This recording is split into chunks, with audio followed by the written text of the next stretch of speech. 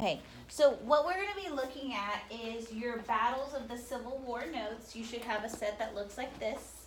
Okay, I'm going to also be correcting stuff on your study guide. I've already given you like 1, 2, 3, 4, and 5, and there's a reason, okay? Because you're going to see one today. So could y'all tell me when Lincoln was formally elected by the people to be president? What month was it? When does the people go to the polls and elect? November, right? But at this time, y'all know that today presidents get elected in January, right? They go in, formally swear in their inauguration. But at this time, yes, he gets elected in November. And we know when the polls come out, what is the immediate reaction of the South? Okay, what's the first state to lead that drive? South Carolina, and then all of these other states leave, right? In the Black Belt. Okay, it goes South Carolina, Georgia, Alabama, Mississippi, Louisiana, and Texas leave. But amidst that, there is going to be from November till April, because he doesn't get inaugurated into office till March. Can he do anything from November to April? No, Buchanan is basically president. And so nothing gets done, but there is an issue. And this leads us to Fort Sumter. And so Fort Sumter, and this is one that you're going to have to draw on your map. Does everybody see where South Carolina is on your map? What I need you to do is I need you to put a dot right there. And you're going to write Fort Sumter. And this is also in Charleston. Okay, did everybody write that on their map?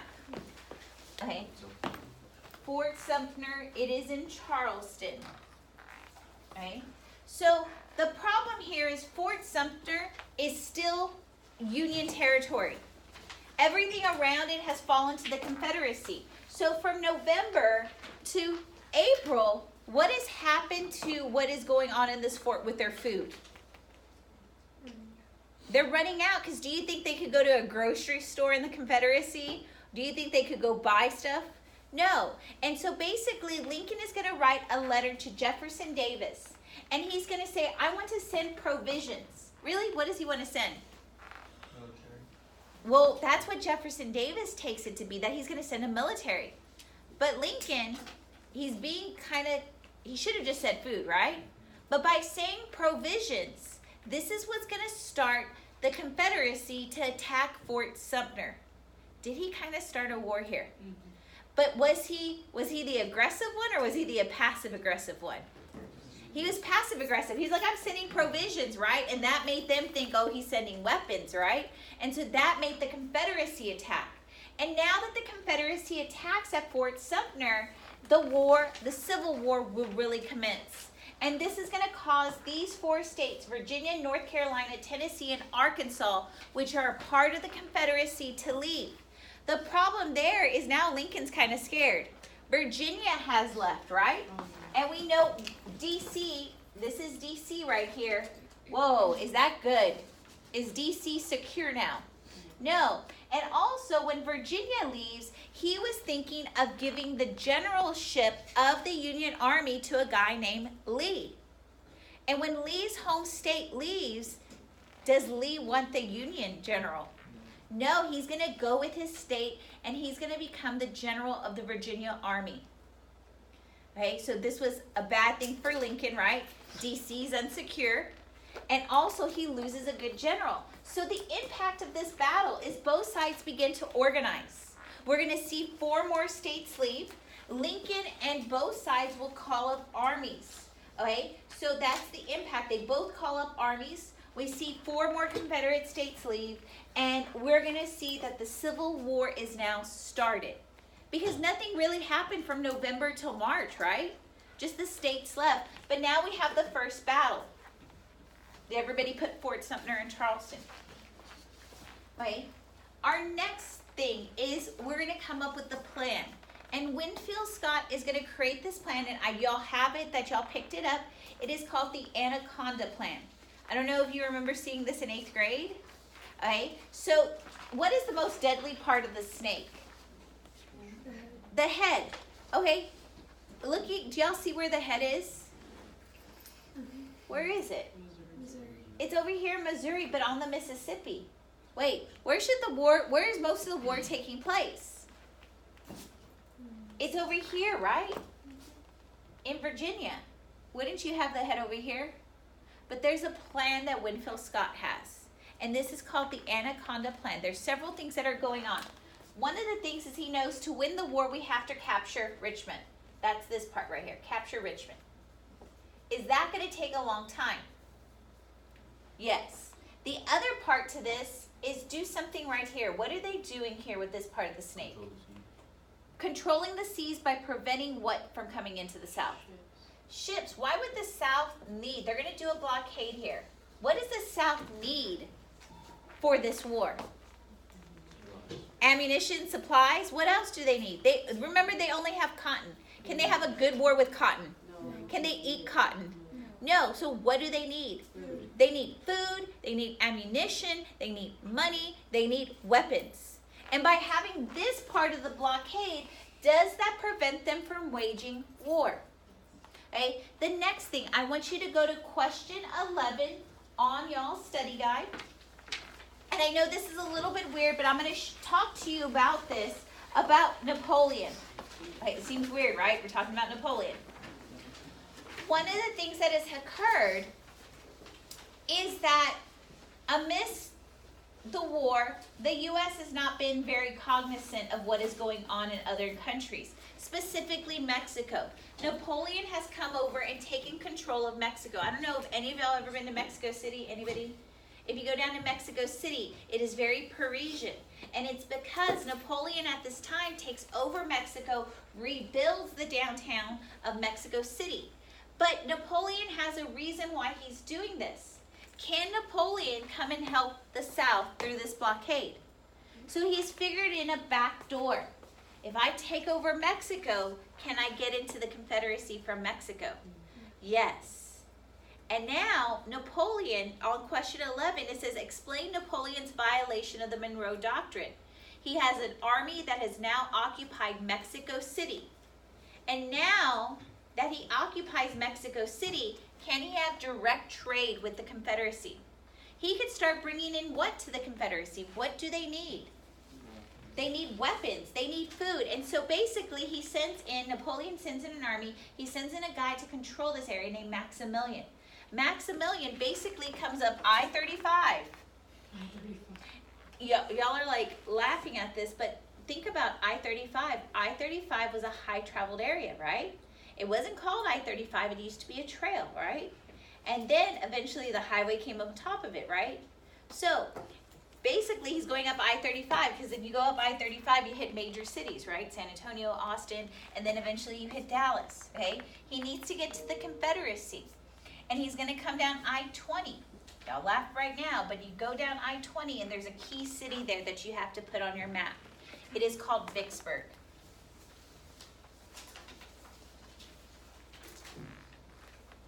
Hey, that's one way he could get in. There's another way he could get into the Confederacy. But is this one going to be a better shot? Yes. The other way is to come and send ships to a city right here, New Orleans. Is he going to be effective on that one? No.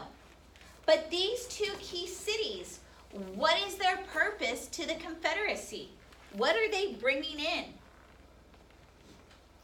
Supplies. Do they need the supplies? If they don't have these supplies, will they be able to wage war? So Scott's plan, I know the head is not over there at Richmond, but the head is focused on what river? The Mississippi. If you capture the Mississippi and capture what two key cities? And you capture them and you don't let the South have them, what does the South not get anymore? And if they don't get supplies, what can't they wage? Do you see why the head is here? Once they capture this, can they then capture Richmond? Because they won't have what? So looking at this is an economic blockade, right? Prevent them from getting the stuff to wage war, they can't. Eventually, after all of this happens, there's two other things that will occur. One is called, I don't know if any of you have ever watched Gone with the Wind, okay? one of the things in Gone with the Wind, at the end of the movie, they're burning everything to the ground. It's amidst the Civil War. And that's the plan that they're going to have for Georgia. It's called Total War. And if you were a soldier fighting and you heard that they were burning everything to ground in your home state, would you stay?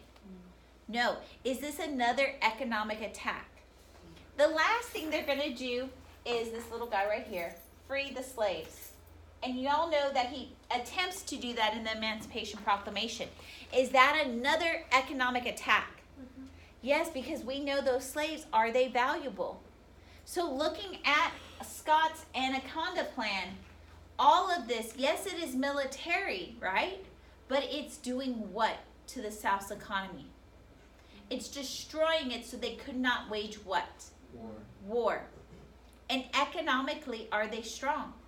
No, because they're dependent on foreign recognition to get that military aid.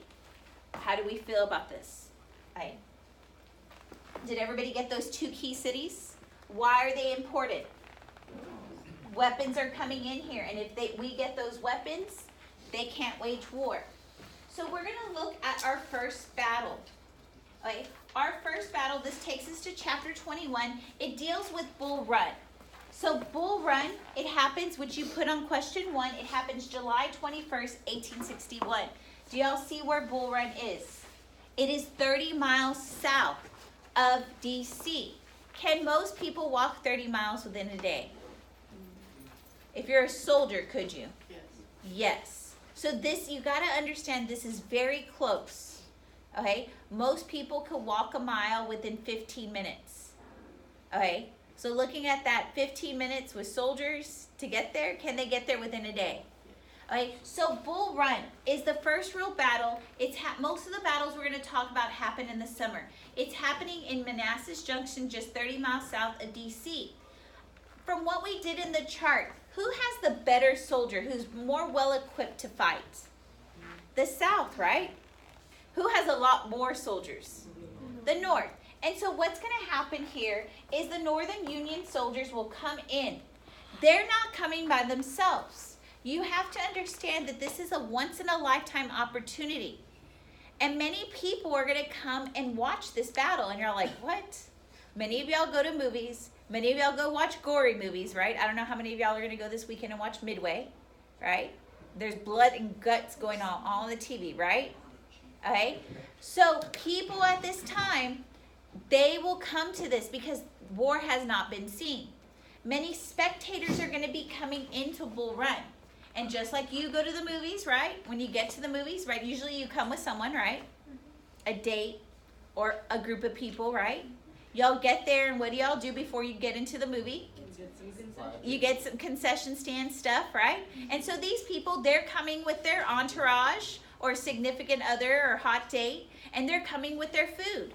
And they're going to lay it out, and they're going to watch this battle. Right? You laugh now, but this is going to be a big impact. Because who is the better soldier? The Southerner. And the Northerner, is it a good soldier? They have the quantity, right? But not the quality, right? And so the Southern soldier is basically defeating the Northern one. The Northern soldiers run. And now here's the problem. Remember all these spectators that have come? Okay, they see chaos. They see the Southern soldier just like being gory, right? And are they just going to be calm, cool, collective, and composed, put all their stuff back in their picnic baskets, pick up their date, put her cold, and calmly walk back to the north? Are they going to do that? What's going to happen? All out chaos, right? They're going to run. They kick the girl over. They're like, hopefully they get her, run, and keep on going. But they don't collect their food, right? So now the South is winning. So what should they do? They should press on to D.C. and the war would be over, right? Many people felt that this was going to be a 90-day war. But now there's a problem. The Union has fled. The spectators have fled. And what has been left on the floor? Okay, a lot of you are involved in stuff that makes you exert effort, right? And so usually before you go to one of those activities where you exert effort, don't you eat, right? And after you exerted your effort in whatever field of stuff that you are doing, after that, how do you feel? tired and hungry. And so now the Southerner is looking like 30 miles walking to DC, or what's on the floor? What is one of the disadvantages that the South has? No food, right? That cotton is not filling unless you're going on a weird diet. Okay, so they have an issue. Press on to DC, sit down and have a picnic. What do you think they decide to do? Sit down and have a picnic. They sit down and have a picnic. After that, how do most people feel after they eat? Tired.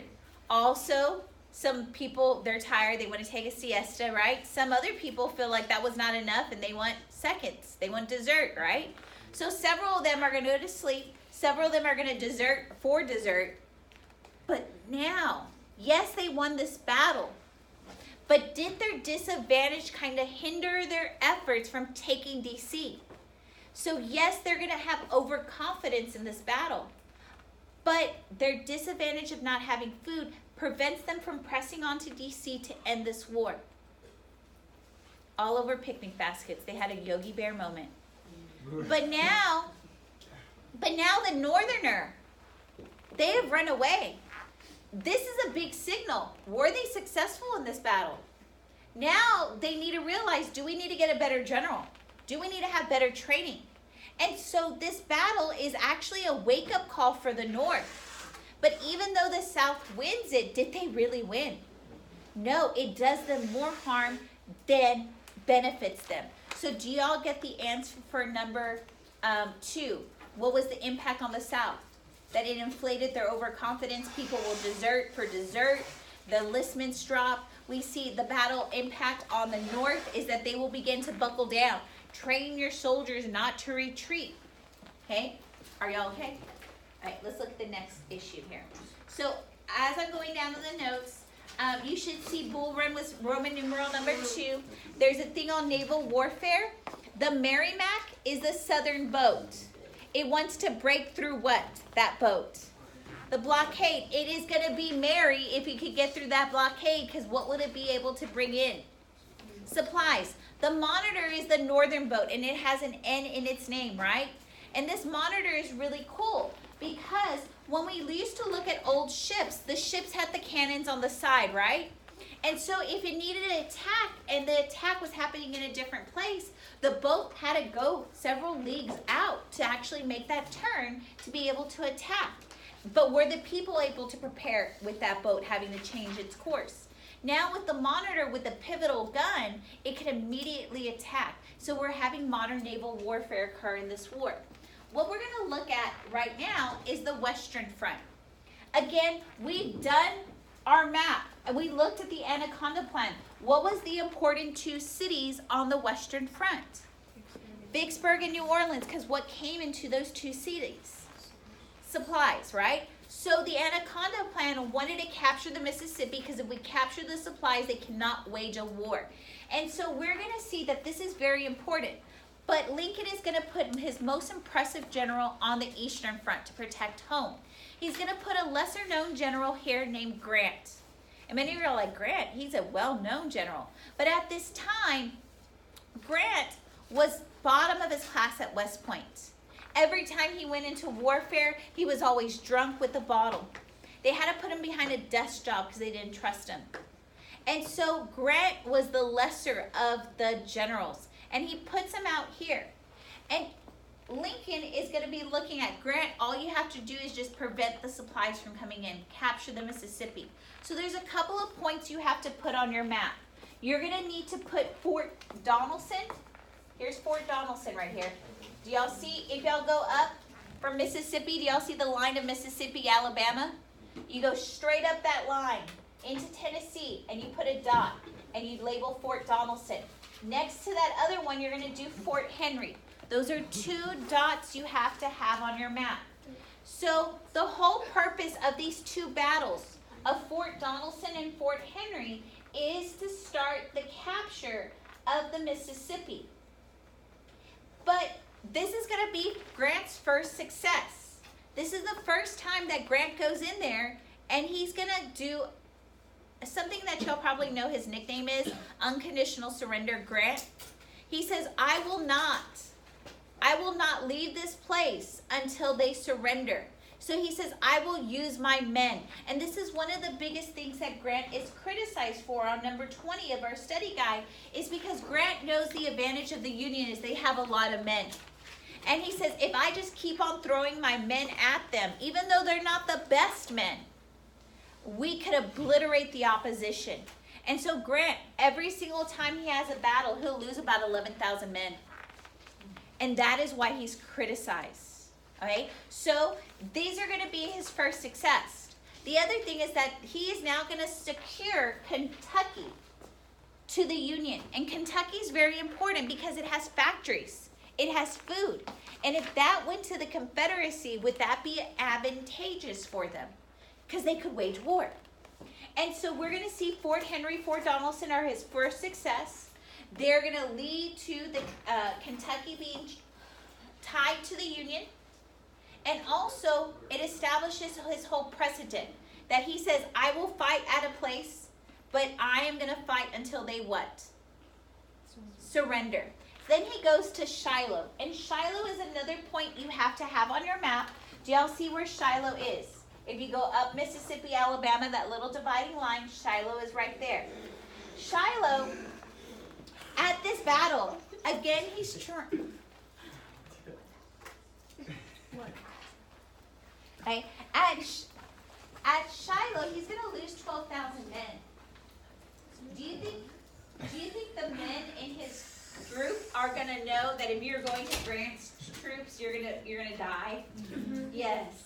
Again, we're going to see that he has heavy losses. He's criticized for not taking into consideration his men. Again, he wins at Shiloh, and he's going to come down the Mississippi, and he's supposed to get to Vicksburg. We know Vicksburg's important because this is how Maximilian with Napoleon are sending in troops. They're sending in weapons. They're sending in food. Okay? There's this guy who's supposed to meet him, but he gets busy in New Orleans, forgot, and he never makes it to Vicksburg. So when Grant gets to Vicksburg, he gets there by himself. And for over 6 weeks, he lays siege to this place. And he gets their surrender on July 4th.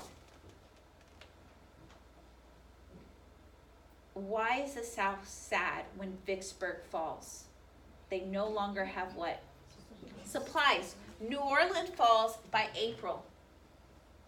Now they've lost the 2 key cities that gives them supplies. And it happens on July 4th. For the next 100 years, the Southerners will not celebrate what event? July 4th. Because of Vicksburg. They see the failure at Vicksburg prevents them from being their own nation. And do they want to celebrate July 4th with it being synonymous with this event? And now they have no more control of the Mississippi. They have no way to get in supplies. And is the war dooming on them? There's going to be another event we're going to figure out that happens just around this date too that will doom the South. So now Grant, he stops continuous voyage. That idea that Maximilian and Napoleon can step I-35 down 20. What do you think is going to happen to Grant now? He's going to get promoted, and he's going to be moved to the Eastern Front. And as he gets his promotion, another guy is going to be put in. And you have to have this guy, Sherman. We're going to go through his battles. You have to put Chattanooga. Do y'all see where Chattanooga is? Okay. Huh? Thursday has like all Yeah. like the big battle. Yes. Chattanooga is basically, I always think of Chattanooga and it reminds me of the railroad sound. Right? And choo-choo. Okay, y'all had to say it too, okay? So Chattanooga is actually where the railroad starts. And Sherman, what he's doing is he's trying to get everything economically that they need to wage war. He says, we're going to tear up the railroad tracks. They tear up the railroad tracks. And he does this all the way to Atlanta. That's the next little dot you have to have on your map. Okay? He takes down Atlanta. And then from Atlanta to Savannah, he is going to have, if you've seen Gone with the Wind, this is where he takes his war path of burning everything in sight, tearing everything up. This is called total war. It costs over $100 million in damages.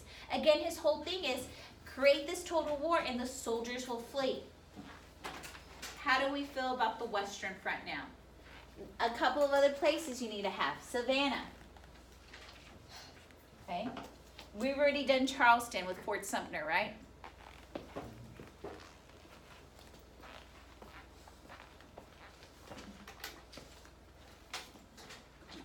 So now let's go to the Eastern Front. And we know the Eastern Front is important because this is where the capitals are. So what we're going to look at is right here his problems. Lincoln has a lot of generals. Y'all see he has McDowell, McClellan, Pope, McClellan, Burnside, Hooker, Meade, and then Grant. Why does Grant get eventually put on this list? Where was he successful? On the Western Front. But we already know McDowell. McDowell dealt with Bull Run. Was he successful at Bull Run? No, because what happened with his soldiers? They fled, right? And so he's going to be fired. And then they bring in this next guy. His name is McClellan. McClellan is top of his class at West Point. But he has an issue. And many of you have this issue.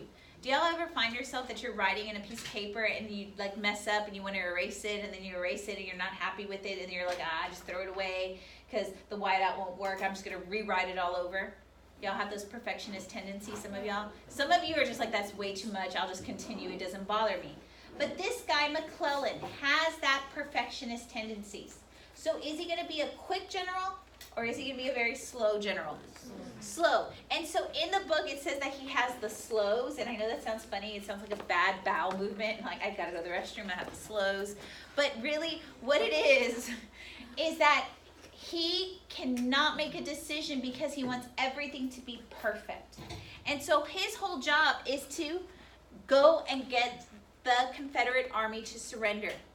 And this will be the Peninsular Campaign where he's coming down and he's going through the peninsulas to chase down their army. And every single time they come to a river, he's like, our horses won't be able to come through. They're about to attack. It's too foggy today. And so do you think Lincoln is going to be happy with McClellan?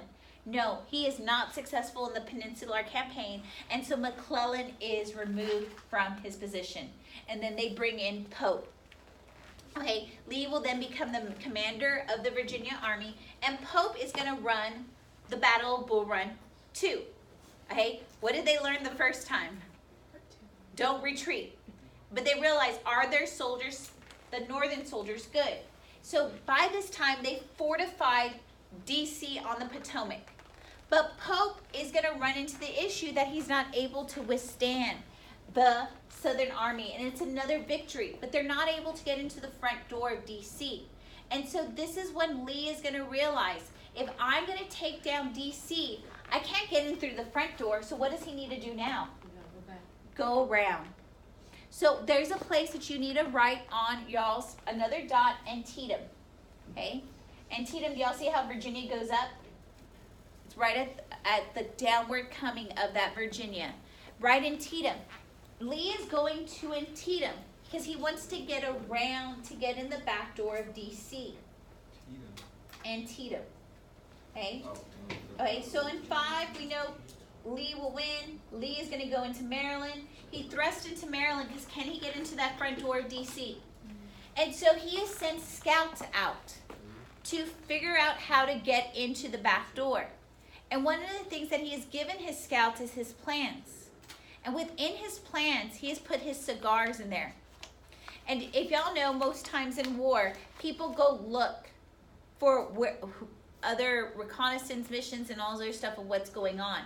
So McClellan is back and he has sent out scouts.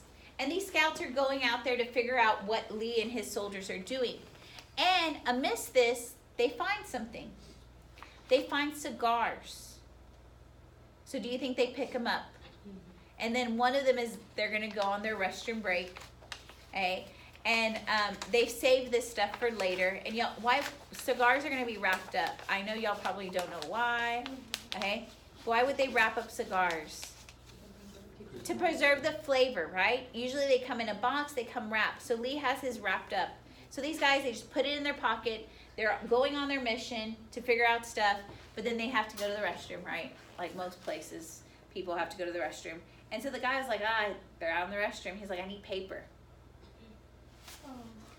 He opens it up, and what does he find on the inside? Lee's plans. Right, so he's like, okay, we're not going to do anything with these, but who does he need to take it to?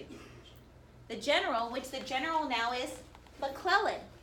When McClellan gets this, what do we already know is McClellan's problem? Perfectionist, and he gets a hold of this and he's like, hooray. Because does he know how to react now? Can he get his ducks in a row to be ready? And he knows that Lee is coming to Antietam. And if you know the geography of Antietam, Antietam is a valley. And if you're a general like Lee, where are you gonna, ideally, where would you march your soldiers if you were going through here? Do you want to march them on the high ground? You do, because you want them to be protected, but how are they going to feel marching on that cliff high ground? Scared. Okay. They have all of their stuff. Are they going to get tired? Yes. So do you think Lee is really going to march them on the high ground? No. Where is he going to march them? In the valley. Because does he know that anybody has found his plans? So where does McClellan put his troops? And so this is going to lead to the Battle of Antietam. McClellan is ready. McClellan knows that he is coming around D.C. And so this is going to lead to one of the bloodiest days in war. Because McClellan is ready. And this is going to lead to Lincoln giving out the Emancipation Proclamation. Again, the North is actually defeating them by preventing them from going any further. Y'all read the Emancipation Proclamation. Where was he only freeing the slaves in question 8? Rebellious states. In the rebelling states, the southern states. Was he freeing them in the border? Was he freeing them in the north? Okay, so on the next question on 9, it asks, when was emancipation legally achieved? It wasn't achieved. A lot of y'all put 1865 on there, right? It wasn't actually achieved till the 13th Amendment. Just FYI. It didn't turn the next year. They're like, hooray, New Year's 1865, we're free. They had to wait till the 13th Amendment. Okay, so that is on 9. So now, I promise you, anything on your notes that is underlined, capitalized, or capitalized like this, you will have to know. So you will always have to know that Antietam is tied to the Emancipation Proclamation. Also, did he just change the war? Because prior to this, he was fighting to keep everybody together. Remember, were the Republicans abolitionists? No, they just wanted to stop the extension of slavery into the territories. And now, is he taking a moral cause of the war? Yes. Many people are saying, well, if he's abolishing slavery in the South, abolitionists are like, hooray, but did he go far enough? No. Many Southern slaves will flee up north. Okay? Many of the Southerners will be upset because those slaves were their property. So do y'all get Antietam with emancipation? Now McClellan, do you think he's going to stay general long? He's like, I'm done, peace out, had my moment, I'm done. Okay? He's gone. And this is going to lead us to the next guy who will deal with Gettysburg. Gettysburg is another dot you have to put on y'all's map. If y'all find where DC is on your map, just go straight up and there's Gettysburg, and it's in Pennsylvania. It's in Pennsylvania. Okay? So, Gettysburg, the whole thing Lee is trying to do, just like he was trying to do with Antietam, was to come in the back door to DC. He's trying to come in this back door so that he could prevent them from getting resources. He wants to capture the railroad. But the problem here is that he doesn't capture it. He doesn't capture it. He has to flee back. Look at the dates of Gettysburg. July 1st to July 3rd, 1863. What other battle is happening at the same time? What other battle did we talk about? Vicksburg, where they don't celebrate the 4th of July. And so Lee is not able to take this. Lee now loses his supplies. He loses his thrust to the north. Is things going good for Lee? We are going to see that at this time we have about 25,000 people dead. And it's the dead of summer. Is that good? Why not? Why isn't that good? Bodies rot fast. Bodies rot faster, and Gettysburg is a lot like Texas. It is hot, it is humid. And so also, it is hot, and if y'all know anything about the summer, if you leave anything outside long enough in the summer, what happens? It rots, but then it explodes. What? it does happen if you leave it out for too long. Okay? So Lincoln is now faced that this is Union ground. They must bury their dead. Yes. Sorry. Lincoln is faced with the problem that they need to bury the dead. Does he only want to bury the Northerners? Aren't those Southerners his men too? Yes, because at the beginning of the war he says we're all in this. He's like, they're just states in rebellion. Right? And so Lincoln will then request that the dead be buried. Have you ever seen, remember the Titans? Remember how Denzel Washington runs the troops, his group here, to see the burial? So what happens from this day all the way, it takes till November 19th for them to finally bury all of these dead people, to create the mass graves. But like when most funerals happen, right, there's people are put in the ground and people say words. They're going to have a memorial service for all these people, Northerners and Southerners who gave their life here. Lincoln is not the main speaker. He's not the guy who gives the eulogy. There's another guy who gives the eulogy and it goes on for 3 hours. But Lincoln is invited here. He better be prepared, because if they ask you to speak, you better be able to speak. So Lincoln has written something and he put it in his top hat. And he comes here to the funeral and he's going to give a speech. And this speech actually changes the war. So we're not going to read the italicized part. I'm going to read the 3 paragraphs below that. It says 7 years ago, so 1776, our fathers brought on this continent a new nation, conceived in liberty and dedicated to the proposition that all men are created equal. Okay, what type of men does he mean there? White and black. Has he just changed the war? At first he was saying it was always for union, right? But now after the emancipation, has he changed a little bit? And now he's changing even further. He says, now we are engaged in a great civil war, testing whether that nation or any nation so conceived and so dedicated can long endure. We are met on a great battlefield of that war, and we have come to dedicate a portion of that field as the final resting place for those who have given their lives so that nation might live. It is altogether fitting and proper that we should do this. But in a larger sense, we cannot dedicate. We cannot consecrate. Do y'all know what consecrate means? I always think about it. I'm Catholic, and so at church, the Father takes the wine and he takes the bread and he prays over them because he's trying to make them into the what? The holy blood and the holy body, right? So consecrate means holy. So basically, when you go to a funeral, are you trying to make that person holy? Yes. He says, but look, in a larger sense, we cannot dedicate, we cannot consecrate, we can't make this holy. We cannot hallow this ground. Gosh darn it, Lincoln, that's the whole purpose of us being here, is to make this ground holy so these people could go where? To heaven. He's saying we can't do this. Well, just ruin the funeral, Lincoln, right? But he says the brave men, living and dead, who have struggled here have consecrated it. So what did those guys who fought here done? They made it holy, far above our poor power to add or detract. The world will little know, no longer remember what we say here, but it can never forget what we did here. Oh gosh. So he's saying, look, we can't make it holy. They've done it, right? But he says, it is for us living, rather, to be dedicated here to their unfinished work. So we're all attending the funeral. He says they've made it holy, but now we have to be dedicated to their homework that they didn't finish. He's challenging us, right? Which they have fought here, thus far nobly advanced. It is rather for us to be here dedicated to the great task remaining before us. What's the great task remaining before us? Huh? Ending the war and ending what else? Slavery. Has he thus changed what we're fighting this war for? Okay, and if we say that we're there to abolish slavery, who is the South no longer going to get help from? Are they going to get help from France? Are they going to get help from the Europeans? No, because they have abolished slavery. So is he economically hurting the South now? Yes, and we've talked about all of this with the plans. He says, it is rather for us here to be dedicated to the great task remaining before us, and that from these honored dead we take an increased devotion to the cause for which they gave their last full measure of devotion.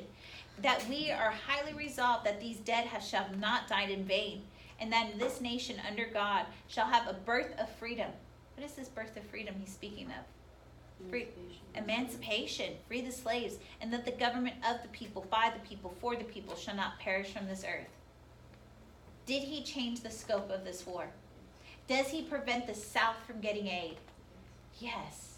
And now, this is why it's a turning point of the war. There is no more foreign aid. The South is on the offensive. We see that the general will leave, and now Grant will be promoted. Grant then comes in, and he's basically going to chase down Lee. You need to write 2 other dots on your map. You need to get Richmond. And then you need to get Appomattox Courthouse. Oh gosh, it's way over here. All right, on our map, get Richmond and Appomattox Courthouse. So basically, Grant is going to chase down Lee. And we know he's unconditional surrender. He's going to keep on sending his men. But I want us to look. He goes through Wilderness, Spotsylvania, Cold Harbor, Petersburg. But when he gets to Appomattox Courthouse, Lee will surrender. And I want you to tell me, are these surrender terms nice or are they mean? First, they get to keep their horses. Nice. They get to keep their firearms. They get a full days of rations.